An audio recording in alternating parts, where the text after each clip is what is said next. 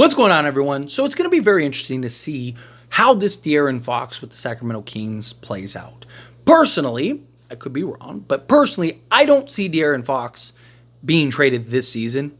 I think he'll ride out and kind of finish this season, and then from there, kind of work it out and just be like, hey, all right, it's time to go, right? If Sacramento isn't able to figure something out or pull off some type of trade or something like that that changes things, which I don't really see. I don't see a path to Sacramento correcting this, particularly in one season, and I just think De'Aaron Fox is probably gone. The only way I thought De'Aaron Fox would stay is if he qualified for a Supermax. If he qualified for a Supermax, I was like, okay, I could see him maybe sticking around, just because the extra year, the extra money, it'd be kind of hard to turn down. But he's not going to qualify for it at this point, and I don't see him being like, yeah, I'm just going to stick it out, ride it out. I just think it's a total mess. I think that they're stuck in a lot of ways. I think Sacramento really does need to hit the reset button.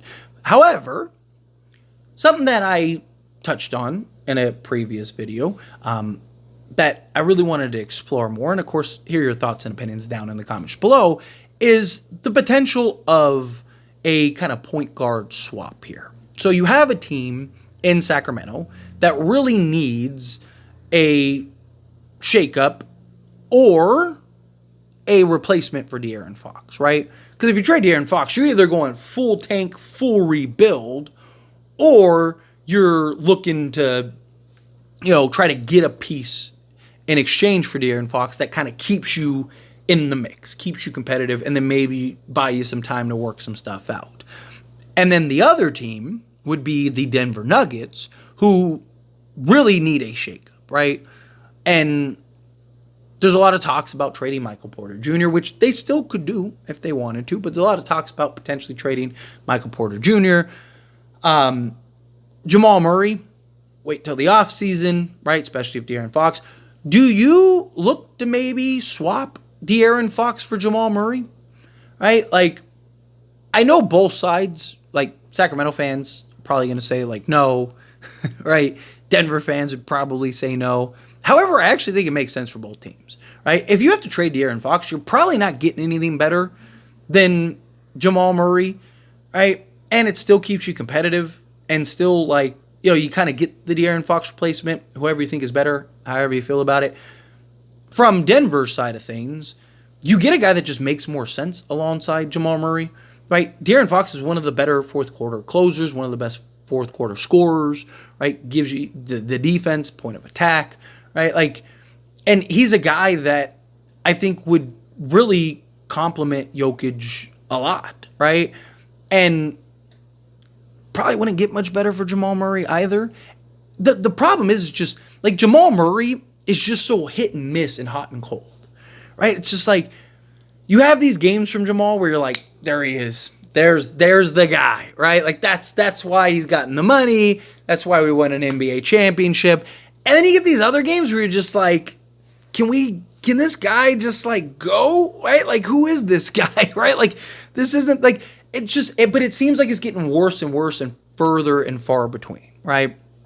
And it's like the Jamal Murray that was competing with Donovan Mitchell and going back and forth, dropping 50 pieces, just seems further and further away. And it's just like there's a lot of questions about Jamal and his commitment to basketball and stuff like that, but he's still a really good player when he's involved and engaged. And it's just like, again, if you're Sacramento, like, yeah, you have all those concerns, but one, would a change of scenery help, right? You see that happen a lot too. Like, guys will, they get comfortable, they get stagnant, or it kind of runs their course, and then they end up going elsewhere, and it's like, you know what, like that reality check sets in, and it's like, okay, like, all right, we know what we need to do. Plus, Jamal Murray, he's won a championship and was the second best guy in that championship run, right? So if you're Sacramento, you're getting that experience. You're getting a guy that's been there, done that, a real playoff performer, a guy that can help you kind of get to the playoffs. That way you're not completely rebuilding. I would still look to try to see if you can turn DeMar DeRozan into something, right? It's just, if you're Sacramento, it keeps you from having to sell Sabonis, sell everybody, right? Like, you're kind of like a Denver light, right? Like, you have Sabonis, Jokic, you have Jamal Murray, right? Like, and it's just, Can you get the other complementary pieces around those two to maybe compete and contend? And you still have that kind of two-man game that you had with Fox and Sabonis. Now you have with Jamal and Sabonis. And then, also with, DeMar, can you maybe unload him? Also, he might make a little more sense alongside Jamal, especially when Jamal just doesn't have it and he's just not that guy, right? You can kind of lean on DeMar a little more. It might actually make, just by default almost, make Sacramento better. And then, for Denver, you're not getting anything better. Like, what better would you get than De'Aaron Fox for Jamal Murray? And then the Michael Porter Jr. situation, you could still look to flip him, right? Like, you'd still go get Jimmy Butler or go get a Zach LaVine or whatever, right? Like, and have something where you have like De'Aaron Fox with Zach LaVine and Jokic and stuff. Like, nothing would change, in my opinion. Obviously, with Jamal and De'Aaron, there still would have to be other pieces and stuff like that, obviously. But my point is just that initial inherent, like, essentially that swap would be the big prize. Whatever little nuances and stuff or that. If you're getting another team involved, whatever. I talked about maybe Miami involved and Fox goes to Miami and, maybe Jimmy Butler goes to Denver and then, the Sacramento Kings, maybe they get a Michael Porter Jr. or a Tyler Hero or something like that. Maybe there is some kind of, incentive there, or maybe there's a fourth team added, right? Like, there's ways to manipulate this however you want. There's ways to kind of make it work. But to me, it's just the inherent, like, if you're Sacramento, you still get to be competitive. You still get a kind of all-star caliber point guard, right? And then if you're Denver, you're still maintaining that. You're getting a real shakeup. You're getting a guy that, again, is one of the best fourth quarter guys, one of the best closers in the game. Guy that can really kind of take the pressure off of Jokic, make plays, do all those things. Just kind of do the things that Jamal Murray hasn't been doing lately. And again, it might be a nice change of scenery, a nice little shakeup for everybody. I think it would be a win-win. Right? Whatever picks or players or whatever that go involved. Again, that would be something that they would have to work out. But to me, it's more so about just the guard swap, right? Sacramento, because the other option for Sacramento is just rebuild, right? You trade De'Aaron Fox, you trade Sabonis, you trade everybody, and you just, good luck, right? Like, hit the rebuild.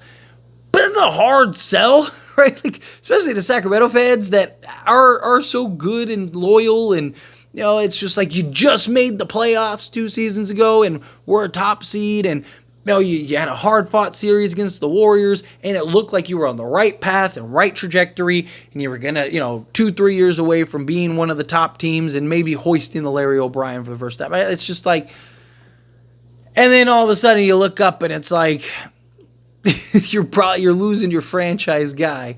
Like, life comes at you fast. The league comes at you fast, right? And it's just like, if you're a team like Sacramento, it's just, what you don't have very many options here, right? You don't have very many directions here, right? You could get a young package, sure. You could get some guys, trade them to the Warriors, get like Kuminga and stuff like that. But then again, you might as well trade Sabonis and everyone else and rebuild, right? And is that something that Sacramento really wants to do? Also, if I'm being honest, right? Like, Sacramento isn't like the best at decision making. Like, I could see them being like, "Hey, we get Jamal Murray." Like, if you're Denver, you're doing this. Like, the team that I would see that should be reluctant is Sacramento.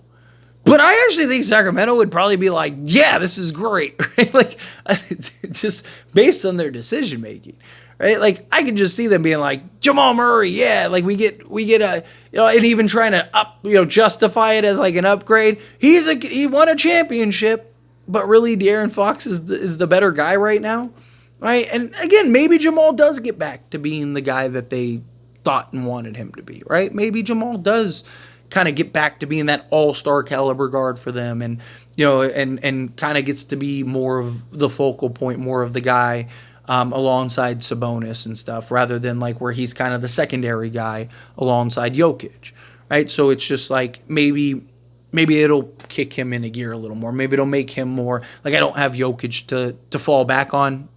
Right, I don't have Jokic to lean on like this. I need to be the guy to deliver. So maybe he kind of picks it up. Just a thought. Just an interesting thought. But Anyway, as always, this is a discussion, and I pass a question on you. Let me know your thoughts and opinions down in the comments below. What do you think? How do you feel? What are your thoughts? Do you agree with me? Do you disagree with me? Kind of mixed in the middle. Do you hate the trade? Love the trade? Again, just a fun conversation. Just something I was thinking about, wanted to kind of touch on and talk about. But let me know your thoughts and opinions down in the comments below. That being said, if you haven't liked this video, hit that like button. Helps me a lot. So we enjoy these types of videos, and I truly appreciate it. Not subscribe to the channel, hit that subscribe button. Turn on the bell notifications. Appreciate y'all. See you in the next one. Thank you.